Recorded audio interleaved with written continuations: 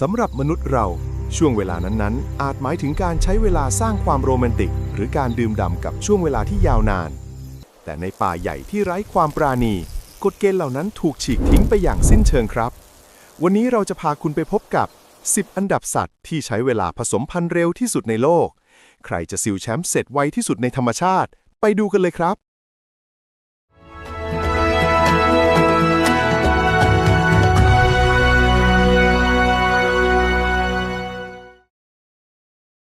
เรามาเริ่มกันที่อันดับที่10เจ้าป่าอย่างสิงโตครับหลายคนอาจจะคิดว่าเจ้าป่าน่าจะมีลีลาที่ดุดันและยาวนานแต่ความจริงแล้วการผสมพันธุ์ของสิงโตแต่ละครั้งใช้เวลาเพียง10 ถึง 20 วินาทีเท่านั้นแต่ความลับทางชีววิทยาของพวกมันคือน้ำแหลมเล็กๆที่อยู่บนอวัยวะเพศของตัวผู้ซึ่งจะสร้างความเจ็บปวดให้ตัวเมียเล็กน้อยเพื่อกระตุ้นให้ไข่ตกและแม้จะเสร็จไวแต่พวกมันเน้นปริมาณครับในช่วงฤดูผสมพันธุ์สิงโตคู่หนึ่งอาจจะทำกิจกรรมนี้ซ้ำๆทุกๆ20 นาทีต่อเนื่องกันถึง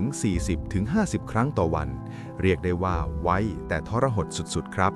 ต่อมาอันดับที่ 9 ญาติสนิทของมนุษย์อย่างชิมแปนซีก็ไม่ได้พิถีพิถันเรื่องเวลานักพวกมันใช้เวลาเฉลี่ยเพียง 10-15 วินาทีเท่านั้นเหตุผลมาจากสังคมของชิมแปนซีที่มีการแข่งขันสูงมาก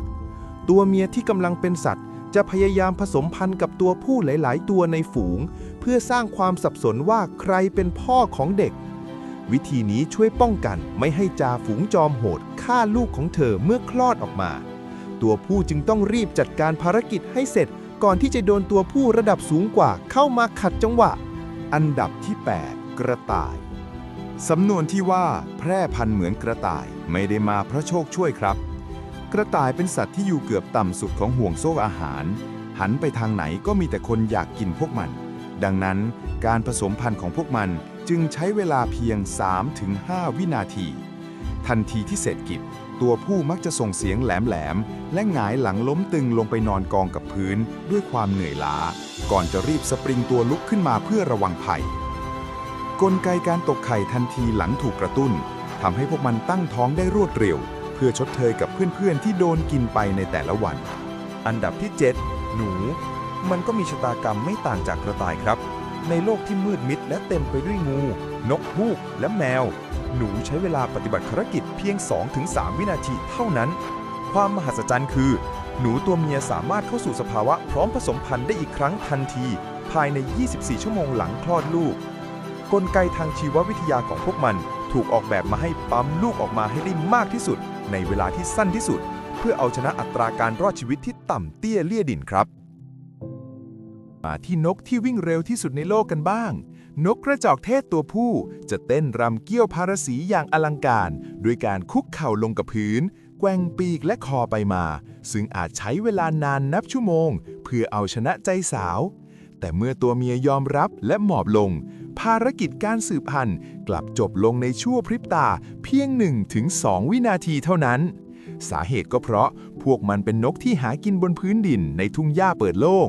การกอดทับกันนานๆจะทำให้พวกมันตกเป็นเป้าสายตาของนักล่าได้อย่างง่ายดายครับมาถึงครึ่งทางอันดับที่ 5 ยีราฟด้วยความสูงกว่า 5 เมตรคุณลองจินตนาการดูสิครับว่าการทรงตัวเพื่อผสมพันธุ์มันจะยากลำบากแค่ไหนยีราฟตัวผู้จะใช้วิธีที่เรียกว่า Flamen Response หรือการชิมปัสสาวะของตัวเมียเพื่อเช็คฮอร์โมนว่าเธอพร้อมหรือยังหากพร้อมตัวผู้จะก้าวขึ้นไปยืนคร่อมบนสองขาหลังที่เก้งก้างและด้วยความดันโลหิตที่สูงลิ่วบวกกับโครงสร้างร่างกายที่เถอะทะพวกมันมีเวลาทำภารกิจเพียงแค่ 1-2 วินาทีเท่านั้นพลาดคือล้มคือเจ็บและอาจตกเป็นเหยื่อของฝูงสิงโตนี่คือสถิติที่เร็วทะลุขีดจำกัดของสัตว์เลี้ยงลูกด้วยนมขนาดใหญ่ครับอันดับที่ 4 ยุงตัวการแพร่โรคร้ายที่กวนใจมนุษย์ที่สุดจะผสมพันธุ์กันกลางอากาศขณะที่พวกมันบินเกาะกลุ่มกันเป็นฝูงใหญ่ตัวผู้จะฟังเสียงกระพือปีกของตัวเมียเมื่อล็อกเป้าหมายได้มันจะพุ่งเข้าหาล็อกตัวเธอไว้กลางอากาศและถ่ายโอนสเปิร์มในเวลาเพียง 1-2 วินาทีสิ่งที่น่าทึ่งคือ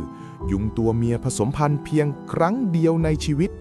เธอจะเก็บสเปิร์มนั้นไว้ในถุงเก็บน้ำเชื้อและนำมาผสมกับไข่ได้ตลอดชีวิตของเธอเร็วปานสายฟ้าแลบและพร้อมจะไปสูบเลือดพวกเราเพื่อนำโปรตีนไปสร้างไข่ต่อไปครับอันดับที่ 3 แมลงวันคือเจ้าแห่งความเร็วทั้งการบินและการสืบพันธุ์หากคุณเคยเห็นแมลงวันบินซ้อนทับกันกลางอากาศใช่ครับพวกมันกำลังปั๊มทายาทกันอยู่สายตาอันเฉียบคมของแมลงวันตัวผู้ช่วยให้มันจับเส้นทางการบินของตัวเมียและพุ่งเข้าประกบได้อย่างแม่นยำพวกมันกระเตงกันบินไปมาและเสร็จสิ้นกระบวนการทั้งหมดภายใน 1-2 วินาทีวิวัฒนาการสอนพวกมันว่าการอยู่นิ่งๆบนพื้นคือเป้าหมายชั้นดีของจิ้งจกนกและไม้ตีแมลงวันของมนุษย์รองแชมป์อันดับที่ 2 แมลงปอมีฉายาว่านักล่ากลางเวหาการผสมพันธุ์ของพวกมันซับซ้อนผาดโผนและแฝงความโหดร้ายตัวผู้จะใช้ปลายหางจับคอตัวเมียไว้และตัวเมียจะม้วนหางมารับน้ำเชื้อเกิดเป็นรูปหัวใจกลางอากาศที่ดูโรแมนติกสุดๆแต่รู้ไหมครับว่าอวัยวะเพศของตัวผู้มีลักษณะคล้ายช้อนซึ่งก่อนที่มันจะฉีดน้ำเชื้อของตัวเองมันจะทำการตักเอาน้ำเชื้อของตัวผู้คนก่อนๆที่ตกค้างอยู่ออกมาทิ้งเสียก่อนแม้การบินจับคู่จะกินเวลาสักพักแต่การถ่ายโอนน้ำเชื้อจริงๆนั้นใช้เวลาเพียงแค่เสี้ยววินาทีเท่านั้นครับและแล้วก็มาถึงอันดับที่ 1ของเราครับแชมเปี้ยนที่เสร็จไวที่สุดในโลกและเป็นความรวดเร็วที่แลกมาด้วยสิ่งที่มีค่าที่สุดนั่นคือชีวิต